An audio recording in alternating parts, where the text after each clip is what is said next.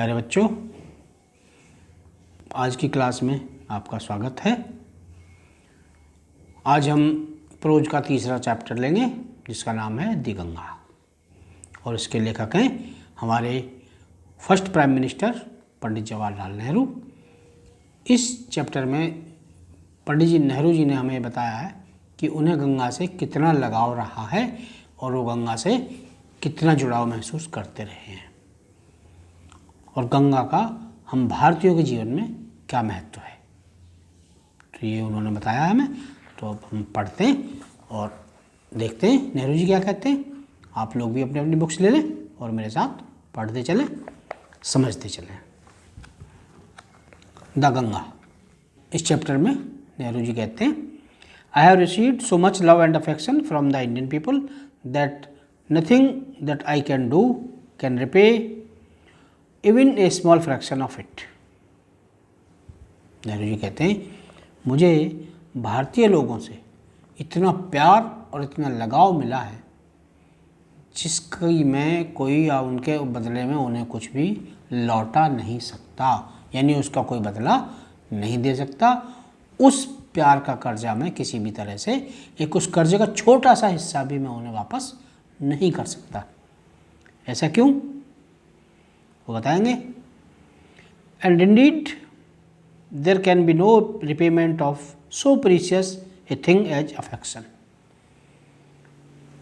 वो बताते हैं कि मैं क्यों नहीं लौटा सकता, क्योंकि वो ये कहते हैं कि अफेक्शन जैसी चीज़ या लव जैसी चीज़ का इतनी कीमती होती है, इतनी अनमोल होती है कि आप उसे वापस कर ही नहीं सकते, क्योंकि इन चीज़ों की कोई भी कीमत नहीं होती।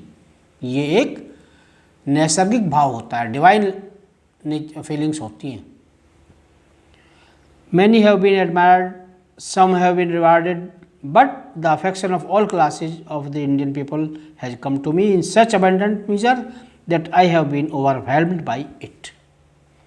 वो कहते हैं कुछ लोगों की हम प्रशंसा भी कर सकते हैं जो हमसे जुड़े हुए हैं, कुछ लोगों को हम पुरस्कार भी दे सकते हैं, उसके बदले में कुछ ना कुछ दे भी सकते हैं, लेकिन सभी लोगों से, सभी क्लासेस से, क्लासेस मीन्स वर्ग, सभी वर्गों से, ऊंच नीच, छोटे बड़े, धनी निर्धन, पढ़े लिखे अनपढ़, मजदूर मालिक, सभी लोगों से जो मुझे प्यार मिला है, असीमित प्यार मिला है, उससे मैं अभिभूत हो जाता हूँ। ओवरवेल्म्ड मीन्स अभिभूत। अभिभूत कहते हैं किसी भी बात से बहुत ज़्यादा खुश हो जाना। I can only express the hope that in the remaining years of I may live, I shall not be unworthy of my people and their affection. वो कहते हैं मैं सिर्फ इतना सोच सकता हूँ, यही कह सकता हूँ कि जब तक मेरी ज़िंदगी के वर्ष बचे हैं, जब तक मैं जीवित रहूँगा, शायद मैं उन लोगों के प्यार के योग्य बना रहूँगा। मैं अपने आप को ऐसा साबित करता रहूँगा कि लोग मुझसे प्यार करते रहें, उनका लगाव मुझसे इसी तरह बना रहे। To my innumerable comrades and colleagues I owe an even deeper depth of gratitude. Gratitude कहते हैं एहसान, कृतज्ञता। तो कहते हैं मेरे अनगिनत साथियों ने, सहयोगियों ने, सहकर्मियों ने जो मेरे साथ काम किए, कंधे से कंधा मिलाकर जो मेरा साथ निभाया है, उनका मेरे ऊपर बहुत बड़ा ऋण है, बहुत बड़ा कर्जा है। We have been joint partners in great undertakings and have shared the triumphs and sorrows which inevitably accompany them. हमने साथ साथ रहकर बहुत बड़े बड़े प्रोजेक्ट्स में, बहुत बड़े बड़े कार्यों में हिस्सा लिया है, बहुत बड़े बड़े कामों को निपटाया है, और उसमें हमारी हार भी हुई है, जीत भी हुई है, हमें खुशियाँ भी मिली हैं और दुख भी मिले हैं, लेकिन हम हमेशा साथ रहे हैं। तो उन साथियों का, उन सहयोगियों का भी मैं हमेशा एहसानमंद रहूँगा, कृतज्ञ रहूँगा। अब वो अपनी इच्छा जाहिर करते हैं, जो उनकी मुख्य इच्छा है। When I die, I should like my body to be cremated. वो कहते हैं जब मैं मरूं तो मैं चाहूँगा मेरे शरीर को जला दिया जाए। अपनी जो भारतीय परंपरा है, हिंदू संस्कृति के अनुसार डेड बॉडीज़ को जलाया जाता है, इसी तरह अंतिम संस्कार किया जाता है। तो इसी तरह वो कहते हैं कि जब मैं मरूं मुझे जला दिया जाए। If I die in a foreign country my body should be cremated there and my ashes sent to Allahabad. वो कहते हैं अगर मेरी मृत्यु कहीं विदेश में होती है, किसी विदेशी धरती पर होती है, तो मुझे वहीं जला दिया जाए और मेरी राख को इलाहाबाद ले आया जाए। A small handful of these ashes should be thrown in the Ganga. और उस राख में से एक मुट्ठी भर राख गंगा में डाल दी जाए। And the major portion of them disposed of in the manner indicated below. और जो उसका बड़ा हिस्सा बचेगा राख का, बाकी जो राख बचेगी एक मुट्ठी डालने के बाद, उसे उस तरीके से निपटाया जाए जैसा कि मैं आगे बताने वाला हूँ। No part of these ashes should be retained और प्रिजर्व्ड। मेरी ये इच्छा है कि मेरी राख का कोई भी हिस्सा, कोई भी अंश सुरक्षित ना रखा जाए, ना बचाया जाए। I desire to have a handful of my ashes thrown in the Ganga at Allahabad has no religious significance so far as I am concerned. वो कहते हैं कि जो मेरी इच्छा है कि मेरी एक मुट्ठी राख गंगा में डाल दी जाए इलाहाबाद में संगम पर, उसका जहाँ तक मेरा संबंध है उसका कोई धार्मिक कारण नहीं है। जैसे हिंदू धर्म में माना जाता है कि अगर हमारी अस्थियाँ और राख अगर गंगा में डाल दी जाए तो हमारी आत्मा को शांति मिल जाती है, मुक्ति मिल जाती है। तो नेहरू जी कहते हैं मेरा ऐसा कोई कारण, ऐसी कोई मेरी भावना नहीं है। I have no religious sentiment in this matter. वो कहते हैं मेरी इस मामले में कोई धार्मिक भावनाएं नहीं हैं, कोई धार्मिक कारण नहीं है। I have been attached to the Ganga and the Jamuna rivers at Allahabad ever since my childhood. वो कहते हैं मैं गंगा और यमुना से तो बचपन से ही जुड़ा हुआ हूँ, क्योंकि उनका जन्म भी इलाहाबाद में ही हुआ था और इलाहाबाद में ये खेले कूदे बड़े हुए। As I have grown older this attachment has also grown. और जैसे जैसे मैं बड़ा होता गया मेरा ये लगाव भी गंगा जमुना से और ज़्यादा बढ़ता चला गया, कम नहीं हुआ। I have watched their varying moods as the season changed. मैंने गंगा के बदलते हुए रूपों को देखा है। जैसे जैसे सीजन बदलते हैं, मौसम बदलते हैं, मैंने गंगा के बदले हुए रूप को देखा है।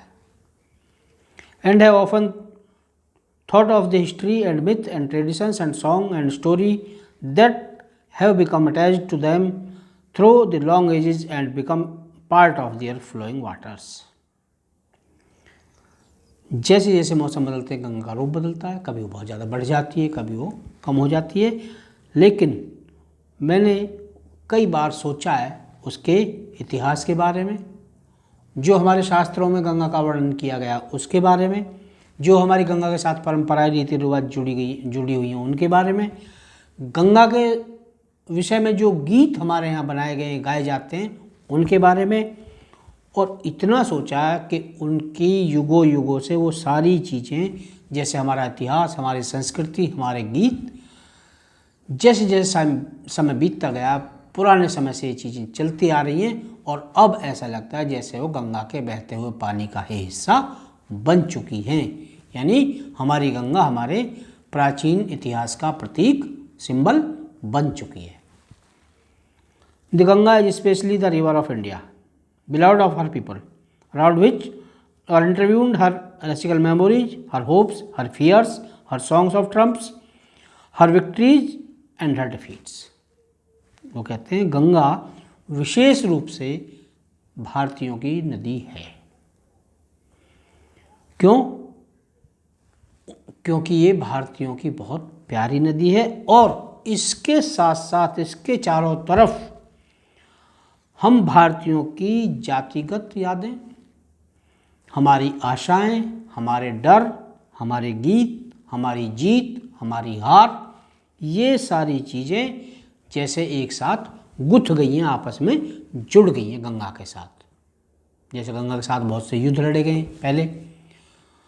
हमारे बहुत से शास्त्रों में, बहुत सी कहानियों में, महाभारत में या इनमें गंगा का बहुत ज़्यादा वर्णन होता है, बहुत सी कहानियों में, फिल्मों में भी होता है। तो कहते हैं कि गंगा हमारी संस्कृति के साथ जुड़ गई है और ऐसा लगता है कि ये सारी चीज़ें हमारी गंगा से ही, गंगा के बगैर अधूरी रह जाएंगी।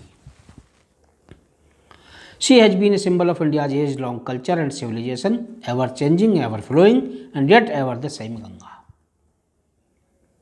वो कहते हैं कि गंगा हमारी युगों पुरानी संस्कृति और सभ्यता का प्रतीक बन चुकी है, सिंबल बन चुकी है।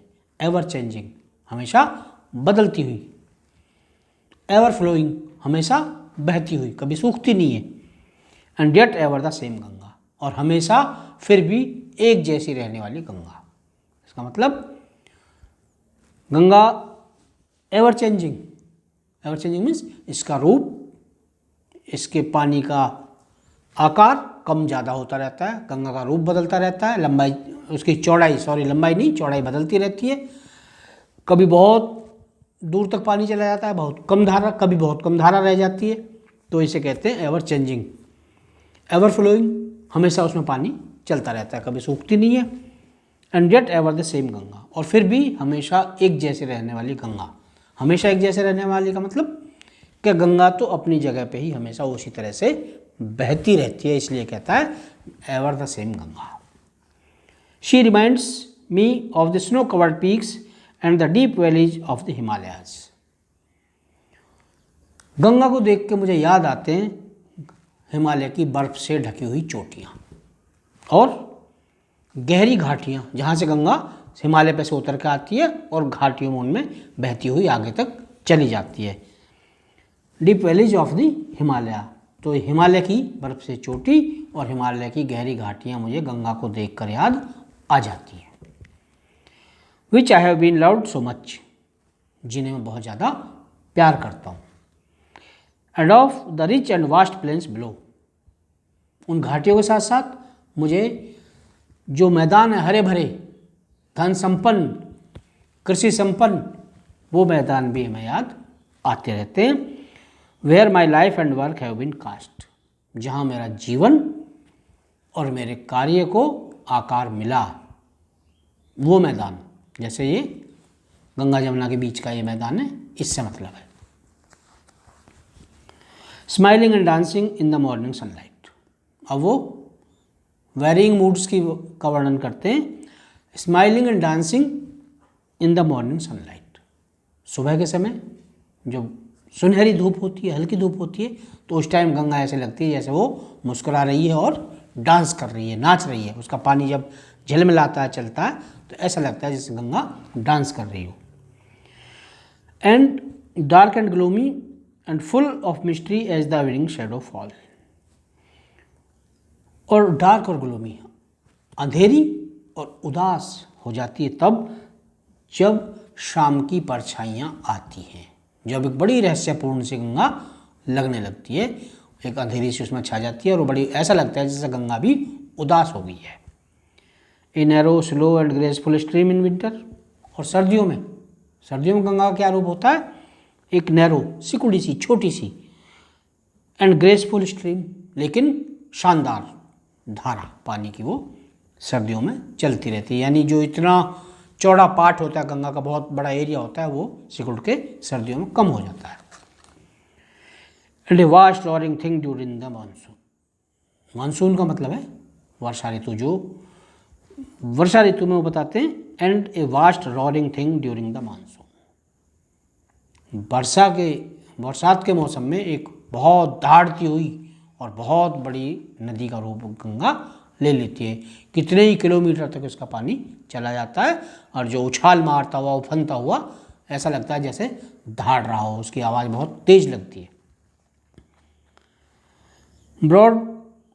Broad bosom almost as the sea and with something of the sea's power and to destroy, और इतनी लंबी चौड़ी गंगा लगती है उस टाइम जैसे कि ये जैसे समुद्र ही बन गया हो, उसकी ही जैसे ताकत बर्बाद करने की गंगा में आ गई हो। क्यों? कि वो इतना पानी, इतना उफनता हुआ पानी जहाँ से भी जाता है वहीं से किनारों को काटता हुआ, जो उसके रास्ते में आ जाए उसे सबको बहाता हुआ, बर्बाद करता हुआ अपने साथ ले जाता है। The Ganga has been to me a symbol and memory of the past of India. और मेरे लिए गंगा भारत के इतिहास और मेरी यादों का एक प्रतीक बन गई है। Running into the present and flowing on to the great ocean of the future. ये मुझे अतीत का भी दर्शन कराती है, अतीत की भी याद दिलाती है। जो समय हमारा पीछे बीत गया उसका भी प्रतीक है, अभी भी चल रही है। Running into the past यानी अभी भी गंगा हमारे जीवन में है, हमारे देश में, इस धरती पर है। And flowing on to the great ocean of the future. और भविष्य का जो बहुत बड़ा समुद्र है, यानी आने वाला जो समय है, सैकड़ों हजारों लाखों साल तक गंगा ऐसे ही चलती रहेगी। भविष्य के समुद्र में भी ये बहती रहेगी। And though I have discarded much of past traditions and customs and am anxious that India should rid herself of all shackles that bind and constrain her and divide her people and suppress vast numbers of them and prevent the free development of the body and the spirit। और मैं सोचता हूँ, यद्यपि मैंने अपनी सारी उन परंपराओं को, अपनी जो चली आ रही थी पुरानी परंपराएं, उन्हें छोड़ दिया है, बहुत से को जो हमारे लिए बोझ बनी हुई थी। और मेरी ये इच्छा है, मैं इस बारे में भी चिंतित हूँ, मैं चाहता हूँ कि भारत को भी अपनी इन सारे रीति रिवाजों से छुटकारा पा लेना चाहिए जो उसके विकास को रोकती हैं और हमारे भारतीयों के शरीर और मस्तिष्क, दिमाग और शरीर दोनों को विकसित होने से रोकती है। ऐसी परंपराओं को हमें छोड़ देना चाहिए, क्योंकि ये हमें बांटती भी हैं और परेशानियां पैदा करती हैं, हमें उलझनें पैदा करती हैं, और जो स्वतंत्र विकास होता है उसमें बाधा बन जाती है। इसलिए हमें बहुत से रीति रिवाजों को छोड़ देना चाहिए। Though I seek all this yet I do not wish to cut myself off from the past completely. लेकिन मैं ये तो कहता हूँ कि ऐसे रीति रिवाजों को हमें छोड़ देना चाहिए जो हमारे विकास में बाधक हों, आपसे प्यार मोहब्बत में बाधक हों। लेकिन मेरा ये मतलब नहीं है कि हम अपने अतीत से, अपने गौरवशाली इतिहास से बिल्कुल ही दूर हो जाएं, अपने संस्कृति से दूर चले जाएं या अपने इतिहास को भूल जाएं। I am proud of that great inheritance that has been and is ours and I am conscious that I too, like of us, am a link of the unbroken chain which goes back to the dawn of the history in the immemorial past of India। और मुझे इस बात का गर्व है कि मैं भी उस समृद्ध इतिहास का, समृद्ध विरासत का एक हिस्सा हूँ जो हमारी पहले से रही है। गौरवशाली परंपरा, गौरवशाली इतिहास, और आज भी है, और तब तक है जहाँ तक पीछे इतिहास का उदय होता है। यानी बहुत पीछे तक जो चली जाती है हमारी ऐतिहासिक यादें, जिन्हें हम, जो याद से भी परे की समय है, उस गौरवशाली परंपरा का मैं भी एक हिस्सा हूँ। इस बात पर मुझे हमेशा गर्व होता है। That chain I would not break, for I treasure it and seek inspiration from it.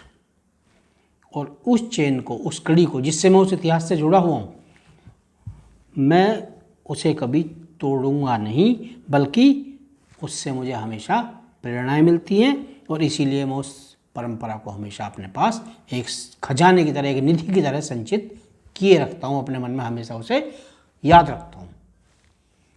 And as witness of this desire of mind and as my last homage to India's cultural heritage, I am making this request that a handful of my ashes be thrown into the Ganga at Allahabad, to be carried to the great ocean that washes India's shores। तो इसीलिए एक गवाही के रूप में, एक सबूत के रूप में, ये मेरी इच्छा है कि मैं अपने देश की जो विरासत है उसका एक हिस्सा बनने के लिए, उस देश की मिट्टी में मिल जाने के लिए। इसीलिए मैंने ये इच्छा व्यक्त की है कि मेरी राख का एक मुट्ठी राख गंगा में डाल दी जाए इलाहाबाद में, जिससे कि उसका जो उस समुद्र तक चली जाए जो हमारी भारत माता के चरणों को धोता रहता है। इसका मतलब जब आप अपने देश का नक्शा देखेंगे तो जो साउथ में नीचे श्रीलंका की तरफ कोना सा चला जाता है, वो हमारे ऐसा लगता है जैसे हमारी भारत माता के पैर हों और वहाँ समुद्र का पानी आता रहता है, जाता रहता है। उससे मतलब है कि वह समुद्र जो हमारी धरती माता के पैरों को धोता रहता है, मैं उस समुद्र के पानी में मेरी राख भी गंगा के थ्रू मिल जाएगी, वहाँ तक पहुँच जाएगी। The major portion of my ashes should however be disposed of otherwise. और उस एक मुट्ठी राख का तो मैंने बता दिया क्या करना है, लेकिन वो जो बाकी हिस्सा बचा है राख का, उसका अलग तरीके से निपटारा किया जाए। I want these to be carried high up into the air in an aeroplane and scattered from that height over the fields where the peasants of India toil. वो कहते हैं कि उस राख को हवाई जहाज़ में रख के ऊंचाई पे ले जाया जाए, बहुत ऊंचे पे, और वहाँ से उन खेतों में बखेर दिया जाए जहाँ हमारे भारतीय किसान रात दिन कड़ी मेहनत करते रहते हैं। टॉयल मीन्स वर्क हार्ड, कड़ी मेहनत करना। So that they might mingle with the dust and soil of India and become an indistinguishable part of India. उससे क्या होगा कि मेरी जो राख है वो उस मिट्टी में मिल जाएगी जहाँ मेरे देश के किसान बहुत मेहनत करते रहते हैं, और मेरे देश की मिट्टी में मेरी राख का कण कण मिलके उसी का एक पार्ट बन जाएगा। I have written this will and testament in New Delhi on the 21st day of June in the year 1954। वो बताते हैं उन्होंने ये वसीयत कब लिखी है। I have written this will and testament in New Delhi. मैंने ये वसीयत और अपने इच्छापत्र नई दिल्ली में लिखा है on the 21st day of June, 21 जून को, इन द ईयर 1954, और वर्ष है 1954। 54 मीन्स 5 and 4, 54, 54। तो वो कहते हैं कि ये जो वसीयत है ये मैंने 21 जून सन 1954 को नई दिल्ली में लिखी है। तो ये हमारा आज का चैप्टर था। आशा है आपको समझ आया होगा। अगली वीडियो में इसके क्वेश्चन आंसर लेंगे। तब तक के लिए थैंक्स।